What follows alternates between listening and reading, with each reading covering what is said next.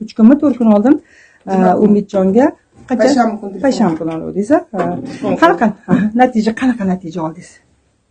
Yaxshi natija oldim. Balzamni oldim. Очищение bilan питательный ikkita balzam oldik. Keyin yana 4 общий komplektni oldik. Balzamni ichirishni juma kuni boshlagan bo'lsam, kecha yakshanba kuni o'zi ichib keldi. Axlatdan gijjalar tushdi. Inpuna bilan tushdi. Ko'p edi lekin, shokka tushdi biz lekin. Kutmagandingiz? Yo'q. Kechasi yozdingiz-ku soat 12:30da. Mana aytdim, yana shokda bo'lsa kerak, потому что aytdilar, "Voy, yozmaysan, go'zal opaga tushdi-ku" dedilar. "Voy" dedim. O'zim xursand bo'lib ketdim. Lekin balzam ichganda, massaj olayotganda, to'qli massaj anaqasi ham foydasi bo'lyapti-ku, mana balzam bilan birga ikkalasi. O'zi bola turyapti-da. Natijalar bor, zo'r. O'xti, o'zi turib, boshqa harakati bor. Turmoqchi-da, o'zi ushlayapti o'zi. O'zingizda qanaqa nima edi diagnoz? DSP.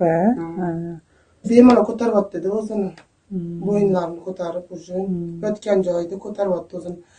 O'tiryapti, oldin unaqa juda ko'p o'tira olmasdi, muvozanatini saqlay olmasdi. Bugun o'tirdi yaxshi. O'zi 4-kundan, молодец. 4-kundan yaxshi o'tirdi. Gijjaga lekin shokda edingiz kecha. Men SMS'ingizdan bildim, men shokdaman, stressdaman deb yozdingiz-ku. Stress yo'qda voy. Ko'p tushdi. O'zim ko'rib ketdim, voy dedim-da. Ham bor-da. Lekin balzamga ishonsa bo'ladi. Yaxshi narsa ekan, natijasi bo'ldi.